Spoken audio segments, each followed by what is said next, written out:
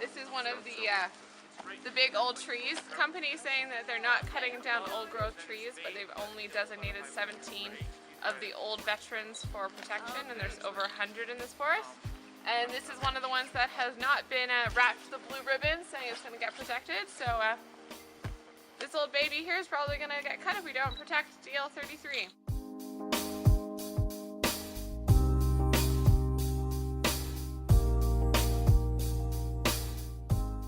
CDF is not so much an issue of individual endangered species, although there are more endangered species there than almost anywhere in the country, along with like the Okanagan.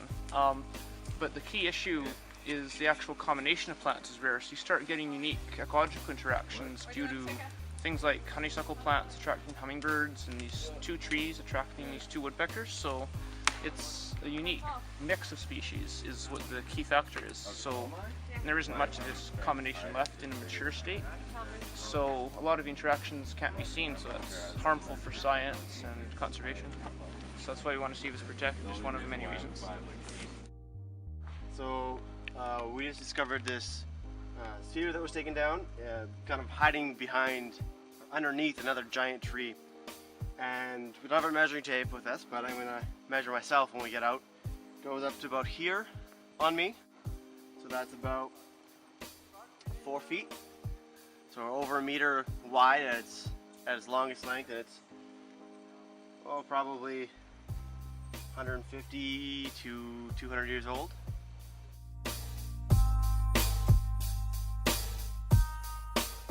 This is a grand fir. It initially, when it first started growing, was growing off of a nurse log. You can tell that by the elevated root system. It's got sort of like the pronged roots. And when you look at the growth rings here, I would say probably for the first 60 years or longer of its life, it was growing off the nurse log. And you'll see these growth rings are about the thickness of my fingernail. And then all of a sudden, it breaks through the canopy, and the growth rings are probably 3/8 of an inch wide, if not wider. Some years almost ½ an inch wide. And I counted these wide rings, and there's 65 years of rapid growth here. And then about the last 10 years, the tree slows down again because it's a grand fir. It basically got to its maximum height. It wasn't going to grow any taller, so it just starts putting on slow growth around the outside. So again, this tree probably would be at its considered to be at its climax, because grand fir don't grow much more than 120, 140 years. And that's about what this tree is. I would suggest it's about in the 120-year range.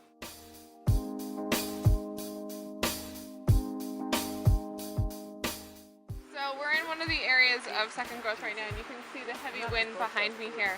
And we've just been experiencing heavy wind for about 5 minutes, and there's already been blowdown. What's going to happen when they go in and cut down the big giants? They're talking about leaving a few veteran trees, but once you leave a few big trees and cut down all the shelter around them, they're more susceptible to wind blow.